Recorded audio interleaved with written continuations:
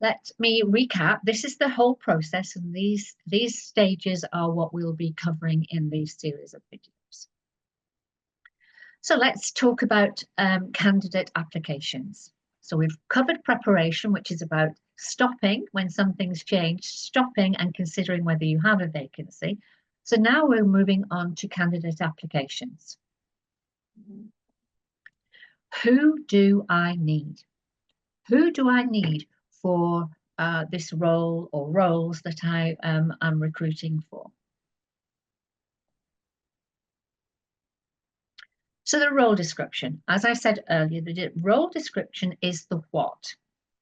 The person specification is the who. So it's the what and the who that we're looking at. The role description describes the general duties and specific tasks that the person will be completing and undertaking for you. It also describes details of the person's main contacts, the name of their volunteer manager, the time commitment and the location that they'll be working at. And if it's a working from home role, that will also be involved and described in the role description. So as a reminder, the role description is the what, the person specification is the who. So the person specification, the who do I need? The person that I need to complete my tasks will have certain skills, knowledge, past experiences and competencies. There may be also specific qualifications required, or things like a DBS may be required for certain roles. That also would be identified and outlined in the person spec. The notice that the descriptions here talks about skills, knowledge and competencies. And you can consider competencies as the soft skills. So if you think about skills and knowledge as the hard skills, either someone's got them or they haven't. A qualification, someone's got it or it hasn't. Competencies can be viewed as the soft skills. And sometimes these are the things that get missed at interviewing for the soft skills. We look at people's applications and we think, oh yes, they've got word processing, they've got Excel spreadsheets, etc. Oh, they'll be a good fit. But perhaps part of the soft skills is that they need to have good team working or good communication skills. So how do you test for that? How do you assess for that? Well, that is where competence-based questions come in, and we're going to explain and describe how you construct competence-based questions in a later part of the video series. So the role description describes what the person is going to do. So as a candidate, I can read through the tasks that I'll be expected to complete. And when I read the person specification as a candidate, I can then start to match my own skills and what I have to what the organization, you in the organization are asking for. So for some candidates, they will be able to self-select. So they'll think, oh yes, I can do that role. And when perhaps they look at the person spec, they'll realize that they don't have all the skills or perhaps the past experience that's going to be required for being proficient in this role. So it has the role description and the person specification has benefits for both you and candidates. Let me go back to the role description then.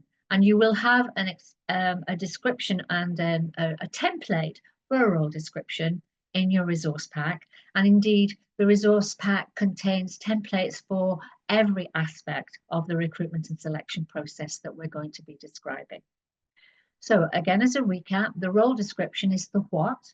The role description describes the main purpose of the role, why the role exists, the main contacts the role will, the incumbent will come into contact with, the time commitment for the role, the location for the role, which would include home working if appropriate, the main tasks, what the person will actually be doing.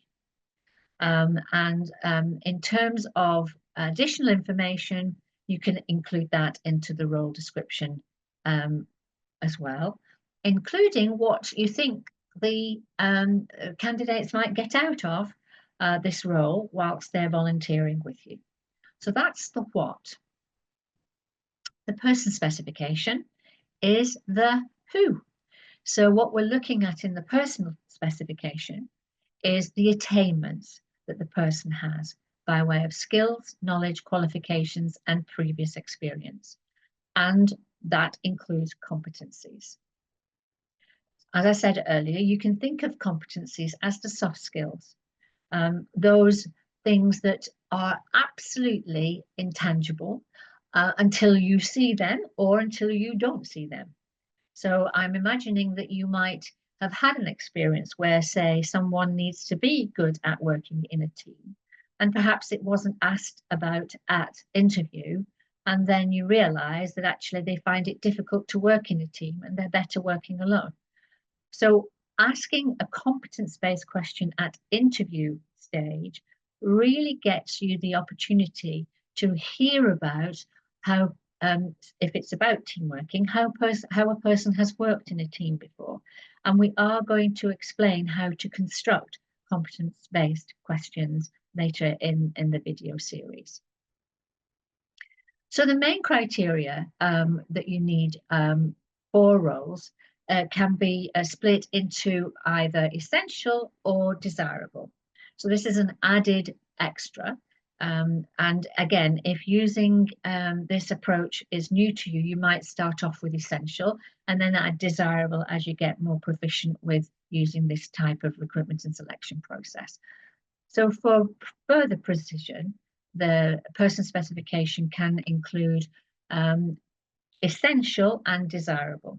So perhaps a candidate will have all of the essentials and only a couple of the desirables, and then you can describe that in that section of the person spec, and you can explore that in interview and then decide if the gap between what they have and what is desirable is trainable or necessary. So that's how you would use a person specification. As I said, there is a template for a person specification in the resource pack that you can download and is ready-made for you to use.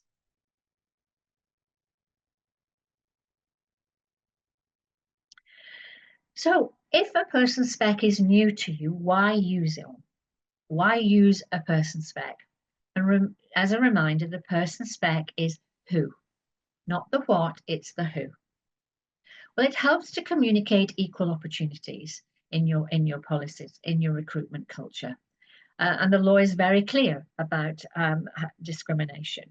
A person specification enables you to screen candidates and do that in an equal way so that all candidates get to be asked the same questions in the interview, because the interview questions are based on the person specification. So using a person spec gives everybody the same playing field. It gives everybody the same information. And for candidates, it allows them to assess themselves before they apply for your role. And it also enables you to be objective when you reject somebody for an interview. So if someone applies to you for a role, but actually their past experience doesn't match, it gives you the opportunity to be very objective about why that particular role may not be suitable for them. But obviously, as you are able to see what they have done, their skills and knowledge, you can then perhaps consider encouraging them to apply for a different role in your organization. So the person specification is all about the person. That's why it's called a person specification, and all about the skills, knowledge, and competencies that a person would need to have to thrive in the role that you're looking to select for.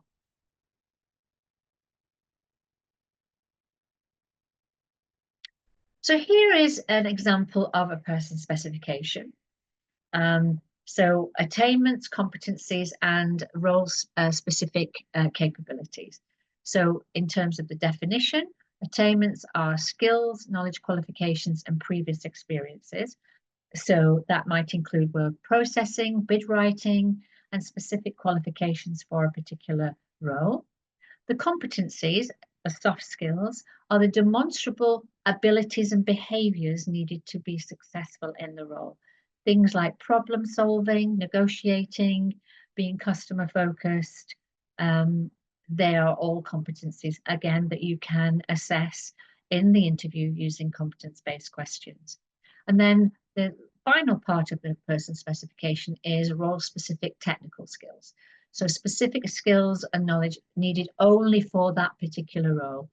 Things like database management or processing accounts or particular languages. So those are specific to that particular role. So, and as I said, there is a template for a person specification in your resource pack. Here are some examples of competencies. If competencies are new to you and you've not considered using the word competencies in your recruitment and selection process, here are some examples. Team working, trustworthiness, results-oriented, problem-solving, communication, decision-making. Those are just some of the competencies, and you may, in considering your role description, you may realize that there are particular competencies that go with particular roles, particular tasks. And here are some examples of competence-based questions related to a specific competence. As I said, we're going to go through this in much more detail further on into the series. So teamwork. So a question to ask at interview to assess whether how a person works in a team is, tell me about a time when you've worked in a team and what you liked about that team. So if we look at initiative, if initiative is a competence that is required in a role that you're looking to fill, tell me about a time when you've needed to work under your own initiative. What was the situation and what happened? So that's how you ask a competence-based question. These examples will be included later on in the series, and we'll explain how to go about creating a competence-based question, and we'll provide you with a library of competence-based questions that you can refer back to, and that's in your resource pack.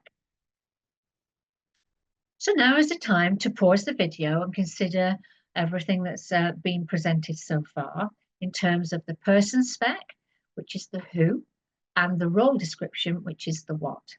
So please pause the video and if you're in a group, discuss with the other people in your group. If you're viewing the videos alone, make some notes about things you might want to consider.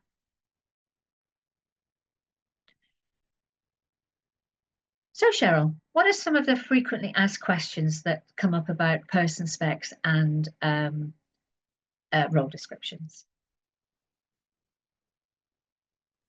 Well, I think the first question, which is going to be one for me to answer, is how do I get hold of the resource pack? Yeah. And when you received your link to join this series of videos, there should have been alongside that a link to the resource pack. And that resource pack, obviously you can print it out if you want to view it alongside the presentation that you're giving today, Alexandra. So I thought I'd answer that one for you. Thank you. Thinking about what you've just told us, there are many volunteer roles which require talents which aren't on your grid, on your list of examples that you gave us. One that springs to mind is empathy, which might be needed for a mentor or a befriender. Is empathy a competency? Absolutely it is, yes, absolutely, because it's a soft skill. Right. And so how do we decide whether a characteristic that we want a volunteer to have is a competency? And if it isn't a competency, how do we test it?